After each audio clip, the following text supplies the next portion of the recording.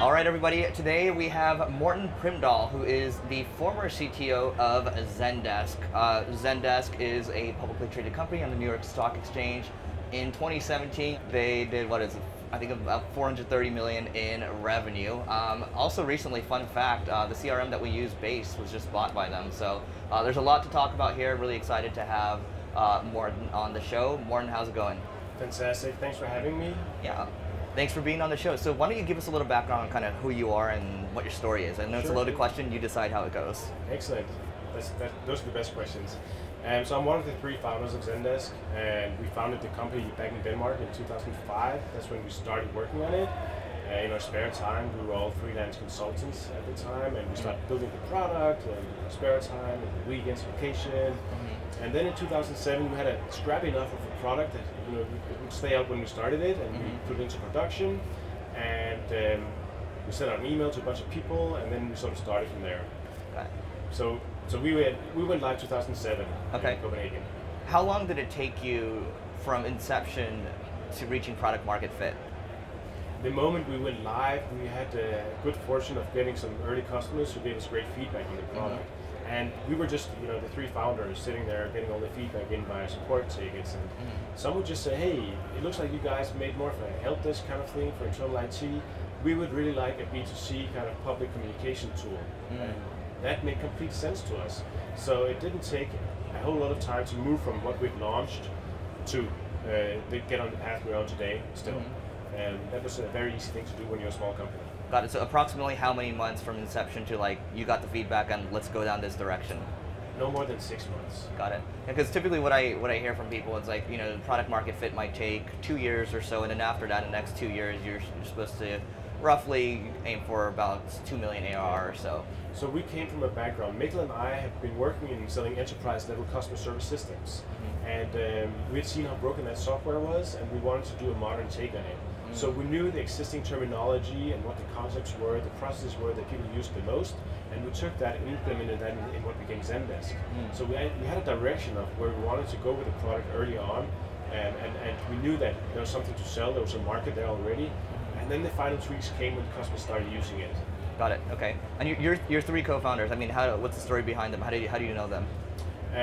So Mikkel and Alex had companies during .com and knew each other from back then. I worked for Mikkel back in 1999, so we've worked together in different constellations for the past 20 years or so. And Mikkel and I worked at his company until that went bankrupt in 2002. Then we worked together in another company where they sold these enterprise help desk systems. That's when we really thought, hey, we could do something better here. And then finally we got onto ZenDesk. So different constellations over the years. We know each other quite well by now. So it was a pretty professional relationship before. And so the company he ran went bankrupt. So what was it that kept you with him? Because part of you might be like, oh, the company went bankrupt. How am I going to trust him with my life again? So if you've ever met Mikkel, he's a fun, good, quirky character. He's a really good company. But on a professional level, what I always enjoyed about Mikkel that I didn't meet in other people I worked for or with was that he would always just trust us to go out on the deep end and see what happens, and we'd make it work. Right. So and I got independence. I wasn't taking direction. I could just let's try and reach this over here, and we just ran that way. And I had the freedom to do it the way I wanted to do it. Right. What do you think was the impetus of success of ZenDesk? Right, because there's so many competitors in the space right now. But I mean, I'll let you kind of speak to it. I have my own thoughts, but go for it. So timing was right, both in terms of where we were with our careers as founders. We were in our 30s. We had been around the block a few times. We had knowledge of the space, and then technology-wise, what we called Web 2.0 was happening, which was sort of a reboot of what you could do with internet technologies. That was happening, so we could see, hey, there's a path towards building more modern software that's really consumer-friendly. And then this was pre-smartphones, pre-social media, so we got lucky to hit those as drivers for our growth as well, where customers started demanding more from businesses and being very, very vocal about whether they got good or bad service. So all these things sort of gave us a big push, and of course the entire SaaS movement. Early on we made a bet on SaaS, and it turned out that's the way the world wants to move. And SaaS at the time wasn't that popular yet, so how did you know to make the bet on SaaS? because we'd seen the broken delivery model of us coming into a customer and installing like $1 million licenses on a Sun server, and then it would crash and we needed a technician out to look at it. You know, we'd seen how that was broken, and then we saw like Salesforce and 37 Signals, those first movers in SaaS as well, and that just made complete sense to us. Right, got it. Okay, and so why the move from Denmark to San Francisco, and then the move back? Yeah, so this is a long timeline, over 10 years, but we went live in 2007, and in 2009 we were lucky to get a US investment. How big was it? It was tiny. Okay. I'll get a little more into it. But you know, we've been looking for VCs in Denmark and nothing existed. Denmark is a tiny country, a tiny economy, and not a lot of risk in investments. So it took us a long time to find an investor, and that was an American investor. And we had very early on agreed that implicitly we're willing to take this as far as we can, even if that means moving to the US. And I think that's really, it was a big driver of the company growth as well, to get into the US and to be able to tap into the knowledge that exists in Silicon Valley. It's decades and decades of experience. People who've done this 3, 4, 5, 6 times before, who can just come in and help you build out sales or marketing functions, things that we didn't have had enough experience with. And we moved to the US in 2009 with a small Series A investment. We got a Series B investment of $5 million, which today is practically seed money. And that took us to the West Coast, to Silicon Valley. Got it. And how did that conversation go with your families that, hey, we're going to uproot everything in Denmark and the three of us, we're going to move to Copenhagen, or not, to San Francisco? So only at the time, only Mikkel was married and the kids. Me and Alex were like, okay. Whatever. Yeah, right. So we had girlfriends, it didn't really work out. It's a hard proposition. But so we were free and we were committed to this journey already. Got it, okay. And so, I mean, just for people to know, people that don't know ZenDesk, can you give like a quick one-sentencer and then how you guys make money? I should have done that in the beginning. But oh yeah, sure. So obviously we're a SaaS company, a subscription-based service that helps you handle the communication with your customers. You have an online business, you have a business of sorts, you sell products, you get feedback. That feedback you need to collect and respond to, and ZenDesk can help you do that process and make sure the questions get to the right people at the right time. Right, okay. And you know, I would even argue that one of the reasons for your success was probably because you're one of the first movers in the space. Would you agree with that? Oh, definitely. Yeah. Definitely. We had a lot of years to ourselves, and a lot of years to really iterate our understanding of the product and to reach a broader audience and to build fans and supporters. And when you, so you know, you left recently, right? And how many people? So you started with you three, and by the time you left, how many people were you? So I haven't left. I'm still with the company. I stepped down as CTO. I'm still here doing evangelism and customer work and that kind of stuff. We're 2,300 people globally now. I moved back to Denmark in 2016 after 7 years in San Francisco. I had twin girls half a year, a year and a half ago, so half a year after I came home. And that's what changed my focus entirely. Okay. And I want to get back to that in a second, but in terms of growth lessons from, you know, starting from you three all the way up to 2,300, this is a loaded question. What are some key lessons you learned along the way to that many people? Yeah. So Mikkel, Alex, and I, we didn't really, we didn't like being sold to ourselves. We didn't really like the enterprise sales model, so we shunned it for a while. And we had 8,000 customers, I think 10,000 customers before we hired our first salesperson. So we had a very bottoms-up approach into SaaS. And then we started feeling increasingly as the product matured, we had more offerings for companies, larger companies, and we started feeling increasingly, you know, there are some people out there who would really like an account executive to have an ongoing dialogue about upselling opportunities and these things. So we tried out to hire a salesperson in 2010, so in recent time pretty much. And he did phenomenally well the first month, like triple quota, and we're like, okay, there's something here. And then we got some seasoned leadership in on the sales side who helped us build out the sales foundation and helped propel our growth further and move our market. Got it. So that was one of the key lessons, being against sales and then eventually realizing that it makes sense. Right, and today you would not start without it, obviously. You know, it was really the old sales model we didn't like. It was not sales per se, we just had to come to that realization. Right. And for you three, I mean, I have to assume this is the largest company that Mikkel's run as well. What kind of management lessons did you learn? It was hard. I would say, but not only that. In terms of culture, coming from Europe to the US, so I love Americans. They're optimistic, positive, charismatic, and I went to high school a year myself, and I know how you get trained to get up in front of the class, recite a poem, and all these things. Yeah. We don't really have that in Scandinavian culture. We're more like little shy, humble people. Yeah. So when you move to the US and you try to hire in the US, you should understand as European that it's a different culture. You may speak the language, you watch the movies, but you do not understand the subtlety in how people are different. Right. So you need to really focus on that. Got it. Okay. And what do you think were some key struggles as you were growing the business? What are some big turbulent bumps you hit? Of course, CTO, lots of technology. And ZenDesk was like a top 400 website in the world, going from something 3 guys built, living on a single server somewhere, to this massive global infrastructure. It's been a tremendous journey, and we're still very much hard at work and making things work. Right. So we've seen scalability issues of all sorts, near-death experiences in the early years in the US, but we're lucky that we could tap into the talent people there have there. They've seen things at scale that you would never experience in Denmark. So near-death experience, can you give us like an example? Oh yeah, so it gets a bit nerdy, I hope that's okay. Yeah.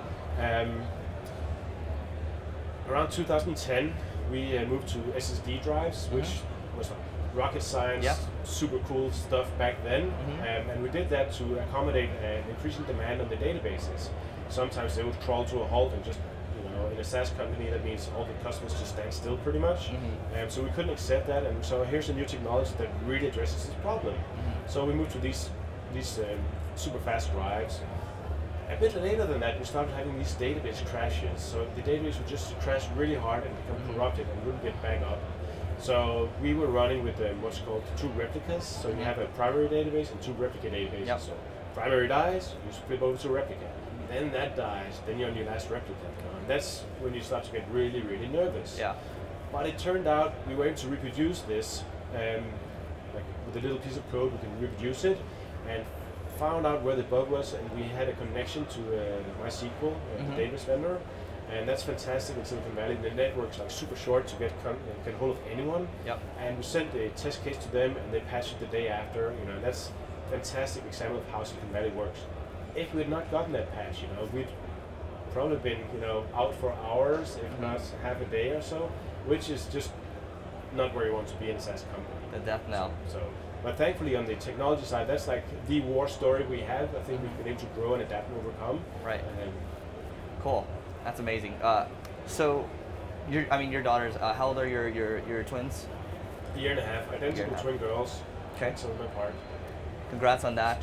So, okay, year and a half ago, what's going on through your head, and what eventually led to your decision to step down as CTO? Yeah, I've been on this journey and been in the technology grind for more than 10 years. I lived in San Francisco, which is all about technology, for 7 years. I think I was at a sort of saturation point. We had IPO'd in 2014, and then you start thinking about, so what else, this life thing, I was 40 when we IPO'd, so okay, not quite young anymore. And I was increasingly sure, I want to settle down and have a family. So that's sort of what happened. Got it. And perspective changes through life. I'm super grateful for the journey, but I had also reached a point where, more than 2,000 people, well-oiled machine, great teams, great executives, great engineers. I think it's a good time. And what were your co-founders thinking? I think they understood it. We've also diverged in our career. So Mikkel's having this fantastic CEO career. He's doing a tremendously great job, and it's just that's what he wants to do, and that's fantastic. For me, I've reached sort of the pinnacle of this accomplishment is it for me, and I'm ready to look into the family stuff. Got it. The family stuff. That's what we call it. Cool. So, for you guys, what do you think? Word of mouth was one thing. You guys were a first mover, but what else were you guys doing from a customer acquisition standpoint that really helped you stand out and get to that IPO point? Yeah. So, customer service was a super dry, unsexy business. Our first slogan was "Love your help desk," because that was just like, okay, an oxymoron. No one loves their help desk, but it was a mission statement, and it drove how we thought about things. We made it super consumer friendly, very tongue in cheek early on. Like we had our first mascot was like a helpful Buddha with a headset, because we hated these stock photos of people with headsets. How can I help you? You know, so we didn't want that. You know, we wanted to make it more human. So we very much address consumers instead of enterprises on the sign-up pages, and the entire look and feel of ZenDesk is still, you know, very clean and sweet and appealing to human beings. And it's not just about enterprise sale. Right. So are you saying the Buddha is no more? It's no more. You know, I think we grew apart. The mentor was his name. We sort of grew apart and had to open up the brand to be more inclusive of other products. So we now have a portfolio of different products, and we need to have a brand that could scale across that, and also maybe a tad more professional. Great. And you guys started to buy up some software companies in the past couple of years, and recently you bought the CRM that I use. Can you talk a little bit about the strategy on, I guess, why? We've been heavily focused on our space throughout all the years, but we also recognize that in the enterprise software space, the modern enterprise software space, you know, there are multiple plays, and they actually play along quite well together. Like we acquired Zobim in Singapore. They have great chat products. It makes sense from a customer support perspective. We acquired Bioanalytics in Montpellier, France. We make analytics products, which also supplements what we want to do, take data from all sorts of sources and present it so we make informed decisions. And then we acquired Base just recently, which allows us to move into the CRM space as well, which is also very supplementary to customer service. Right. Part of it, I think, is you're buying the attention, you're buying the users as well, right? And that helps you guys just plug everything together, makes everything just make sense, right? Yeah. But you've also had like really smart people focused on this problem for many years. You buy that experience and the outcome of their efforts, right, instead of trying to do it yourself. So you can keep your focus on what it is that you do really well. Got it. So working to, I guess actually before that, how do you guys source these types of deals? I guess do you guys have like a criteria? Like what is the foundation of these deals? So obviously we have a corporate development arm, and it's their job to sort of cover what's out there and see opportunities. Sometimes it's a build versus buy kind of thing. We have an outbound product we acquired instead of building it ourselves. Again, because it existed, it scaled well, and you know, maybe it made more sense to do the investment there than to have to level up our own skills and hire, you know, tens of people to build this product. Right. Okay. And when you say outbound, it's an outbound outreach tool, sales tool? It's called the ZenDesk Connect product. So it's really for tracking user behavior and being proactive on engaging with the users. Got it. Okay, cool. So we're working towards wrapping up here. I mean, what are, I like this question because you're a product guy. What's one new product or app that you've added in the last year that's added a lot of value to your life? So it could be like a Peloton bike, or it could be like Evernote. You know, I try to dial down on that, to be honest. I've disabled notifications, getting better at the calendar. So I'm sort of in the counter space right now, where I'm just trying to focus on the family stuff. So what did you buy for the family? It could be something that's helped you a lot with your daughters. So there is this one app that's called Family, Famly, which interacts with the kindergarten. And it's fantastic. They take photos of your kids in the kindergarten and give you updates when they go to sleep, when they wake up, and you arrange when you pick them up. It's definitely a lifesaver in terms of managing your family. Great, that's what I was looking for. Thank you. So now, I mean, how do you structure your day now? So when you get really busy at work, what's the first thing you do? You stop exercising. So now I have more time on my hands. I have a part-time agreement with ZenDesk. I can focus on exercising and getting the family going and just structuring my day around that. And then, of course, I go out and meet ZenDesk customers and show up at conferences like this and meet people. Great. Do you bring your family to these? Not yet. So we have taken the girls out flying, but you know, and I really want to take them to the US, but this 10-hour flight is so intimidating. Yeah, it's a tough one. Also for the other travelers. What is one must-read book you'd recommend to everyone? So it could be first one that comes to mind, or your favorite of all time. I actually have two for that one question, because I read both while flying for business, and one is Stoner by John Edward Williams, and the other one is How to Get Filthy Rich in Rising Asia by Hamid. And what both of those books do is that very subtly they just poke at your sense of urgency in life. You know, they're life stories in 2-3 pages, and life just passes by, like spring becomes fall, and then winter happens. You know? And it really instills this sense of, oh wow, yeah, this is real. You know. I really recommend those two books. So I know the second one. What's the Stoner? Like Stoner? Yeah, it's the story of this farmer guy who goes in and gets an education, becomes a learned man, and his parents don't really appreciate it, and he ends in a relationship with a woman where he's not really seen or don't really have good interactions. Yeah. And the time just passes by, and he's having fights with his colleagues, and it's not an uplifting story, yeah. but it gives you this profound sensation of, okay, you can't just sit and watch the world pass by. God, I thought it was about a guy that like smokes weed. It's not. It could have been. Maybe that's the second one, Stoner 2, the sequel. This has been great. What's the best way for people to find you online? Twitter. Morten, what is your Twitter, Morten? @Primdahl. Okay, @Primdahl. So it's at his last name. Morten, thanks so much for doing this. Thanks for having me.